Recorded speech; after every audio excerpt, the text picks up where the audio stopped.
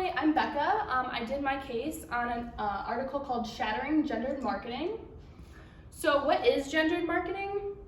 Gendered marketing refers to a marketing strategy that examines the actions of a targeted gender and utilizes strategies in order to appeal to the targeted gender. While gendered marketing can be effective, it can also be controversial and has been to support gender stereotypes.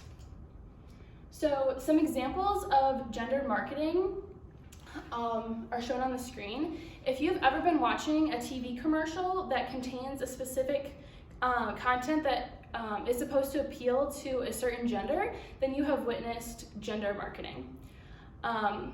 In this type of marketing, gender displays are used to delineate a role of one gender in relation to the other.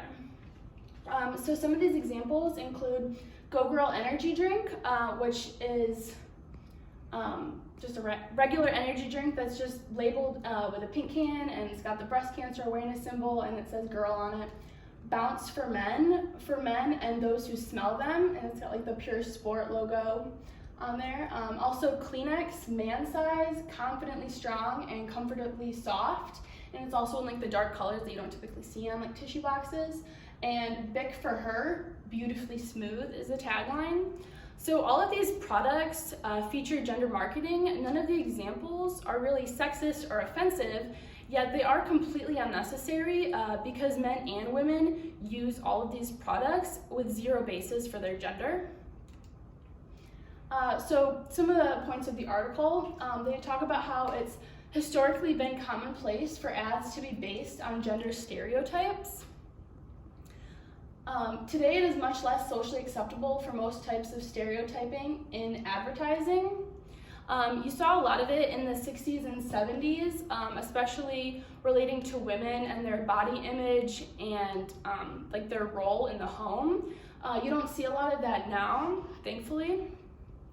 The pink and blue divide is doing more harm than good in some instances.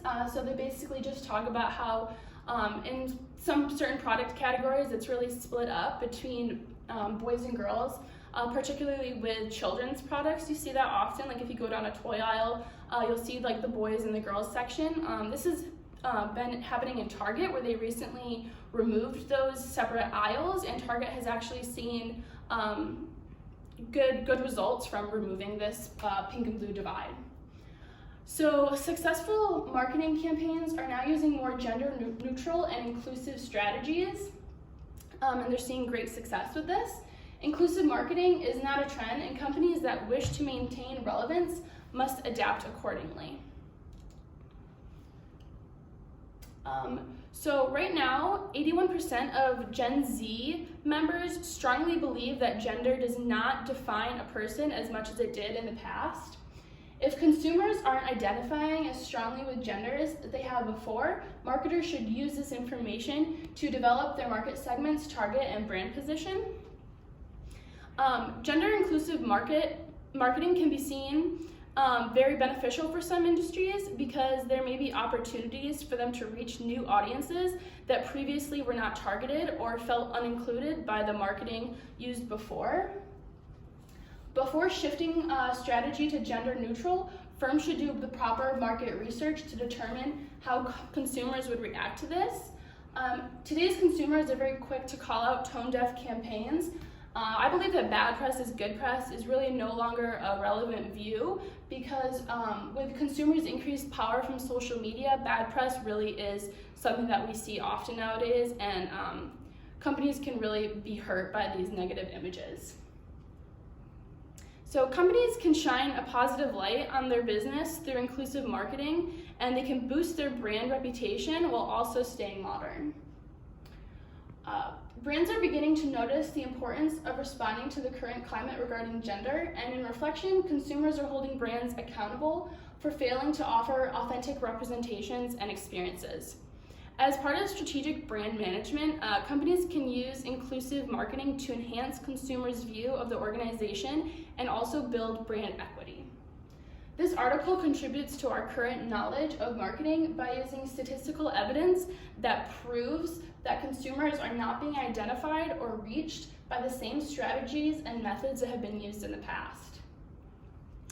Companies that are using gender as a basis for distribution, packaging, pricing, and advertising need to evaluate if they are being inclusive, and if they aren't, they should make the necessary changes to reach the new, diverse, and modern consumers. Also, to avoid being thought of as unauthentic or ingenuine, companies should only adopt gender-neutral campaigns if they're making an authentic effort and not just profit hunting. Consumers are really good at telling the difference between companies that are making an active effort to be inclusive and just to meet customers' needs, and not just like pandering to the audience and just trying to increase sales. So the conclusion would be that from this article, it is gender neutral and inclusive marketing is not a fleeting trend, but it's an opportunity for brands to look beyond gender demographics, reach out to their consumers, and ask them who they are so that they can communicate with them more perceptively. Thanks.